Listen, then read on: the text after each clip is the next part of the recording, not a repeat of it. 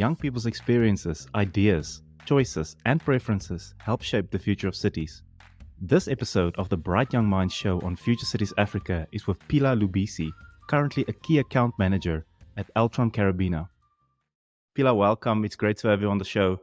Can you give us a brief introduction to your career, background, and your role at Altron Karabina and why it is important? My name is Phila Lubisi. I'm a key account manager at Altron Karabina at present. So in the sales role in enterprise IT sales. So far, I've always been in this kind of sector in my career. I first started off working for a multinational company, also in the IT sector, startup based company looking to expand its product offering and clients within the African market. So that's kind of how I got introduced into the IT industry as a whole. Spent 2 years there. I learned quite a lot about dealing with clients, positioning value propositions, and also dealing with various markets, as I said, working throughout the African continent. Then I transitioned into the South African context at one of the largest systems integrators in the country, BCX, where I joined as part of a leadership program initially under the old CEO. Basically, the idea for that was building up new talent, bringing in a set of fresh eyes into a very kind of legacy-based IT organization, and with the hope that obviously for renewal purposes and for succession planning, that we would play a role in that arena. So that's how I initially got introduced into the organization. And as part of that role, kind of, managed to do a lot of things that were outside of scope for a lot of people. So I was really introduced to representing the company in various platforms, whether it be internal company events, hosting, the sales conference, for example, within my first 3 months there, which I quite enjoyed, which introduced me to the broader organization and put me in a good position to learn a lot very quickly. So I really enjoyed my time there. I got also the opportunity to meet a lot of industry players. Given the size of that organization, I was really in a position where I could meet and learn from some of the top executives in the industry very early on, and that really exponentiated my growth as a professional and as an individual. So I spent 3 years there doing work kind of that is diverse, but at the end, I eventually got back to an account management type of primary role, which is really what I like to do, dealing with clients, solving problems for them, and also, of course, positioning our company against our competitors. So that's really what I enjoy doing. And then that finds me now at Altron, right? Where I joined almost as a hybrid. It's almost a hybrid role of my first 2 experiences in corporate, because on the one hand, I joined a startup project within a large organization, very much similar to the one I was at before. But so that it's giving me the best of both. So I'm part of starting up the public sector, especially for a division within Altron called Altron Karabina, which deals within the Microsoft suite of offerings. So it was a very attractive position for me to join because, as I said, I felt like it combined 2 of my experiences very well. One, the absolute dynamism of a new project, which I really enjoy, although very painful at times, but I really enjoy starting up something new, trying and failing, and hopefully by the end of it, finding success. So with, of course, still the legacy of an organization that's operated in South Africa for decades. You've also been involved in peer-to-peer mentorship, and it's been a fruitful experience. Tell us more about it. I have been involved in youth mentorship early on in my career, which is quite interesting because I was also extremely young. I think I still am fairly young, but at the time, at 22, 23.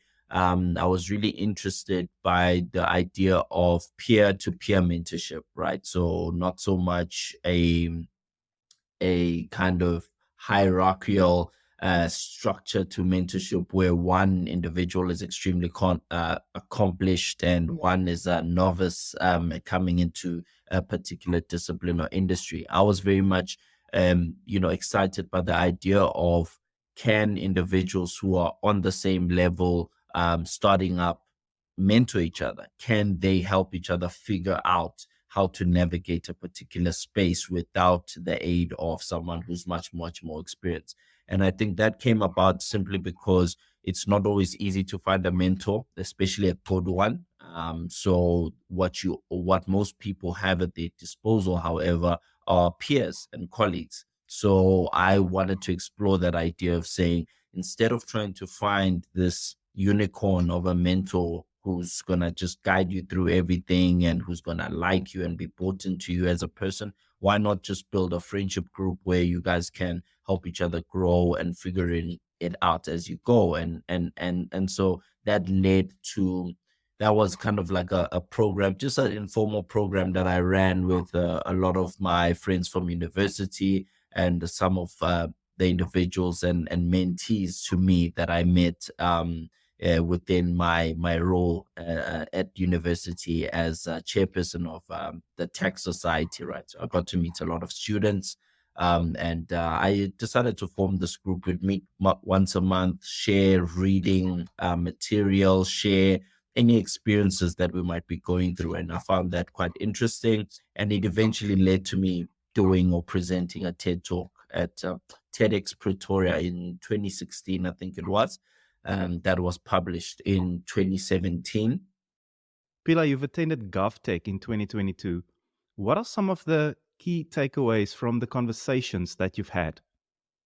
The one of the main takeaways, and especially with the context of what we've just went through with COVID, the government sector has always kind of been seen to lag behind from a digitization point of view.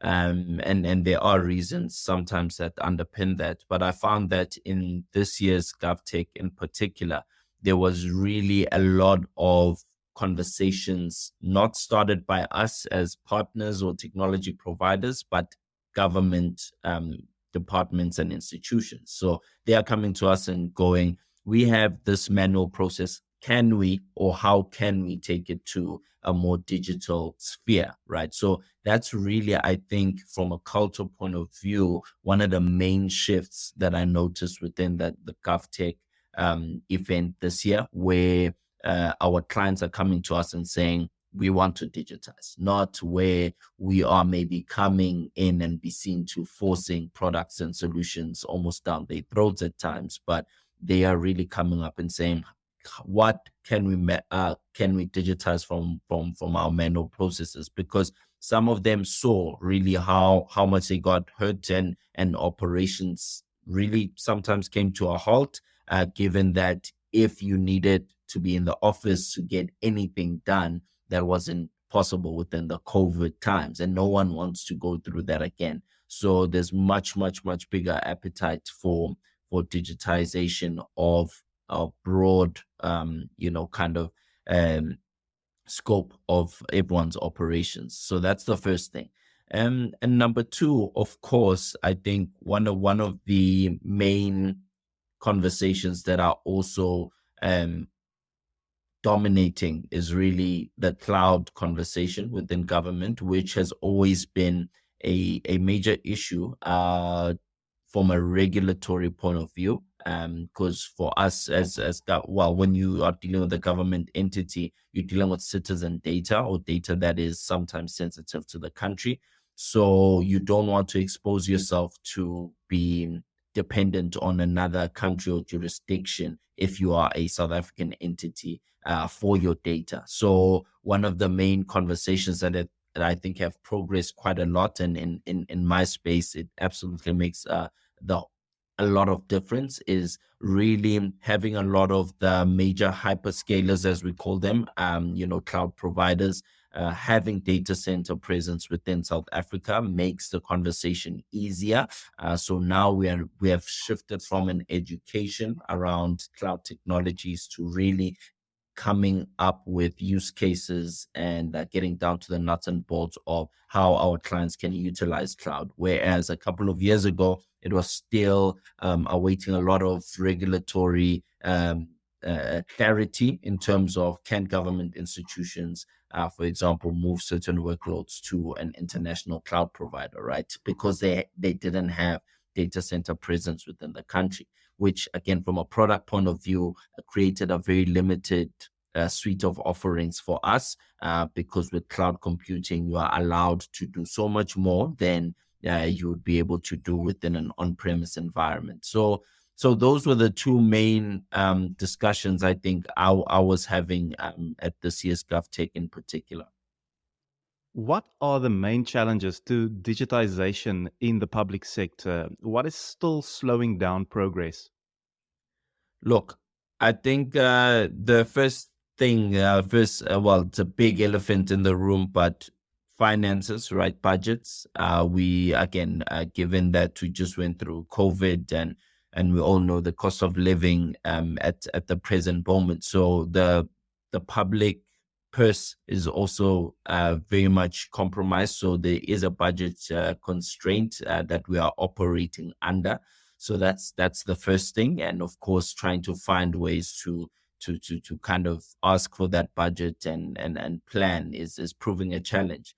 But number two, I think in the public sector space in particular, it's one of the main blockers is really culture. Right. So even once you've gotten a client to see the value, but it's also around who else is doing this in the space. You know, there's a reluctance to be a first mover, unfortunately, in the government space at times. You do find individuals who kind of enjoy playing a first mover role, but that's really a big thing, because if you don't have it on a national level, or if it's not a national conversation, it's very hard for an individual client to say, okay, I want to try this out, because that they would take all of the risk should it not work, should a particular digitization project not work. So those I would say are two of the main issues or blockers that I'm finding. However, the second one, it's really an exciting one because it's something that is changing over time.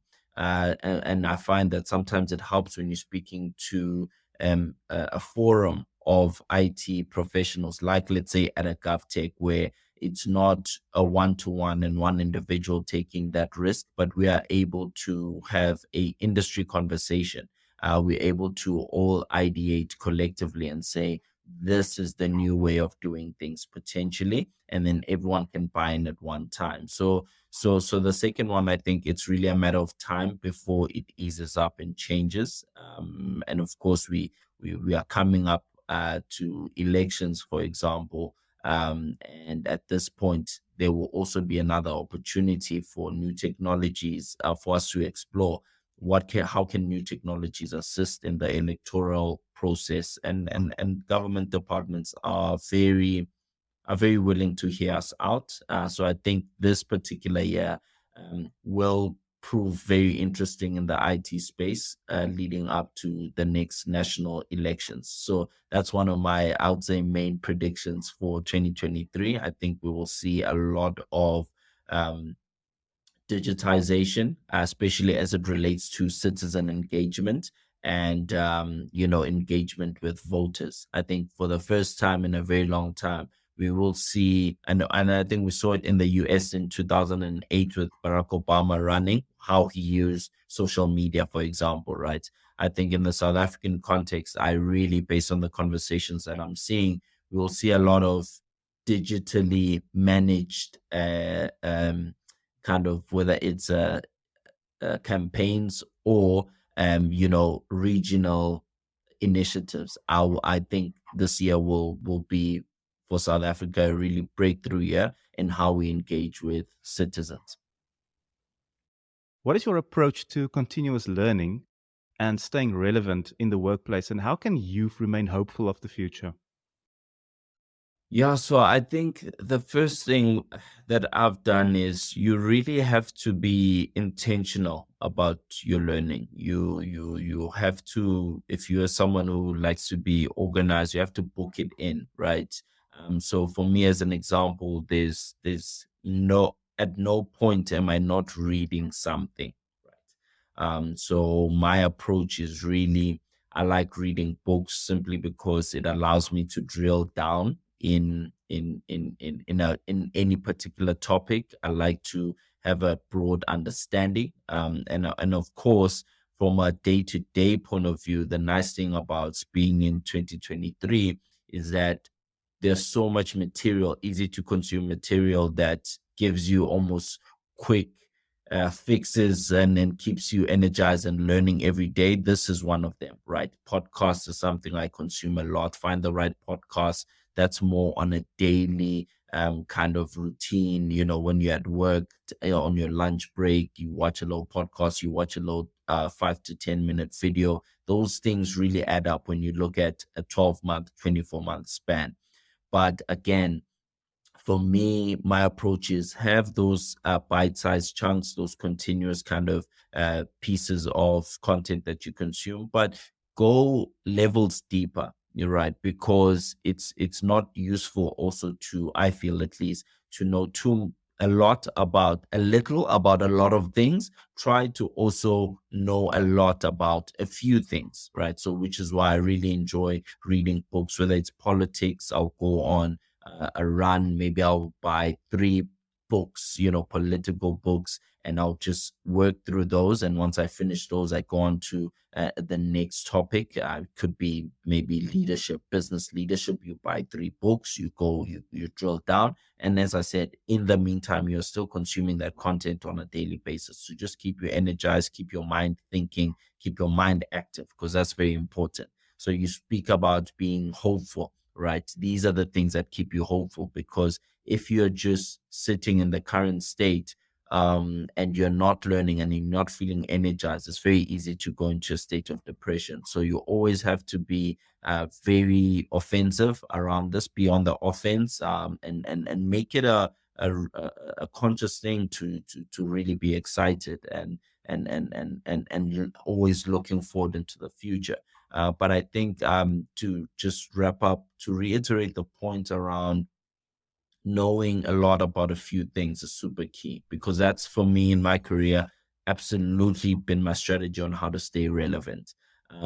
You have to decide, and I would encourage people to really map that against who they are as a person. So don't try to do what the next person is doing, because you're only going to be in a position where you won't be differentiated, right? Your best asset is who you are, how you grew up, how you think, your family dynamics, and all of those things. Incorporate those, and I understand that it's not easy, and sometimes it's very frightening for a lot of people. But I've seen in my career that it has helped me immensely once I got past that, because I then managed to just focus on the things that are of interest to me, things that I'm passionate about. For example, I spoke about mentorship, right?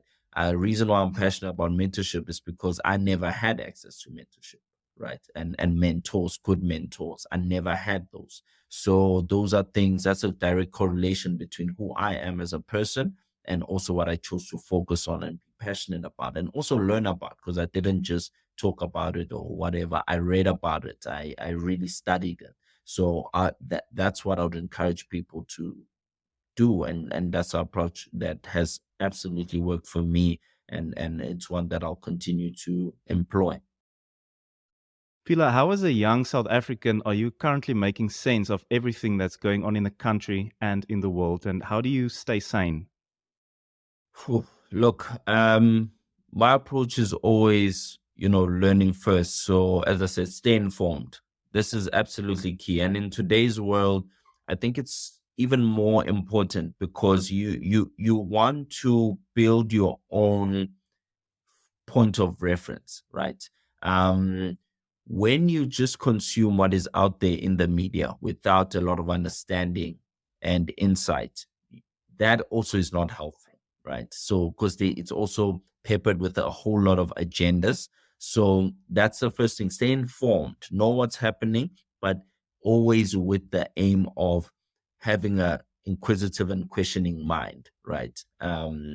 Why does that happen? Why are they saying this? That doesn't make sense to me. Let me read up more on it, because it's also easy to say, I don't believe that, or that doesn't make sense, but do the work. Why? You need to be able to articulate those things, in my opinion, right? So for me, it makes it easy for me to always be able to make sense of what's going on. And once I then do that, it's always important to map it back to my situation, right? Okay, fine. So here's what's going on, but what does that mean for me? We speak about ESCOM, right?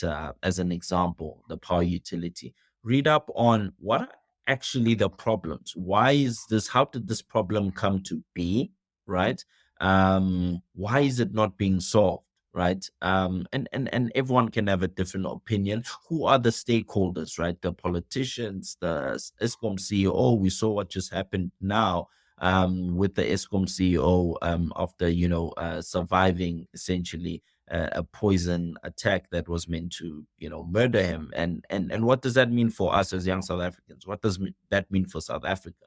Right? Is this how we operate? What does this mean? Each and every person needs to have that answer for themselves, and then you map it back to you. And again, I work in the public sector, so it really hit directly to me to say, what does this mean for the South African public sector as well? It's a very dangerous time, dangerous precedent to be set. And also, what does that mean for me, right?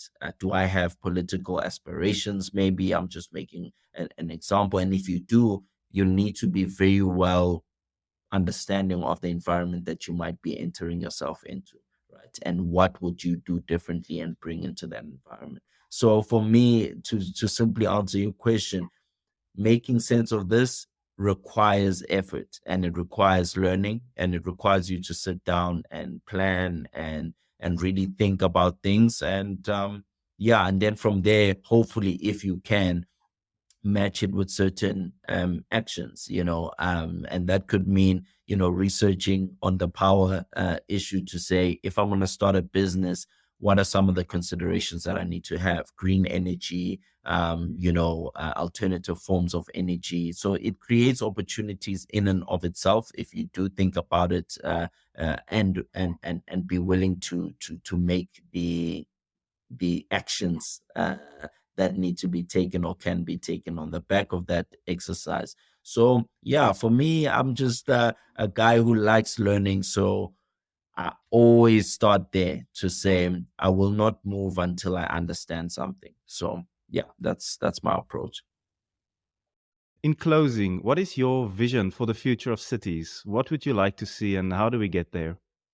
Yeah. From a vision point of view, I mean, for me, I'd really like to see South Africa, take its place as in the first world, right? Or as close as we can to the first world. And what that means is really to digitize a lot of the manual processes and manual ways of doing things. I think that's the first thing. So digital cities, a digital approach to cities. And we've started doing it, right, in drips and drabs. So citizen engagement must be digitized as much as possible. This is the first thing. And then the second thing on top of that kind of digital city approach, then I think we can talk of smart cities to say, how can we use the data that is sitting within those systems to enhance our day-to-day lives, right? And this could be in small things, like, for example, and we see it with apps like, let's say, Google Maps, where you log in, you check the traffic, you check where the congestions might be, and you get an alternative route, for example, right? So imagine if we can do that at scale on a lot of things within our cities. For example, let's say traffic lights, if they could detect that there's a congestion maybe on this kind of lane, or traffic that's moving this way, and it can automatically maybe change the timings, right? To say, oh, okay, because there's too much traffic this side, the traffic light will stay open for maybe 10 seconds more than it usually does, right? Because there's no point green and then there's only two cars going and then the rest of us have to wait. So these are small things that can really change the way we experience and learn, live and work within cities. So for me as an IT guy, really I'm focused on the digital aspects of it, and then hoping to also graduate onto the data side of things. We see it now with chat GPT. I haven't played around with it too much, but for example, all that is really data and analytics at an incredibly high level that we have never seen before. That's all that is. But at the end of the day, it's the same ideas that we've been playing with for the last couple of years, last decade, on how can we use data to predict and to be smart actually and suggest things back to us. So that's my vision. The problem statement is the culture, number one, right? The culture has to be accepting of that. That's the first thing. You have to want to do these things. You have to see the value in these things. I'll give you an example, right? To say, and for some of these things are for good reason. Like for example, I have even family members, right? My mom's very old school, where she hates internet banking, right, or cell phone banking, just doesn't trust it, right? Just from the old school. She wants to go to an ATM, take out money, go to a bank, interface with someone, and get things done, right? So that's a culture thing, right? And we won't completely solve it. However, that's a big inhibitor because you can build the systems, but if people don't trust or don't want to engage, then it will never happen. So that's the first thing. And how we can come, I guess, out of that is just by educating and almost showing value, and people will eventually gravitate to some of these technologies. So that's culture.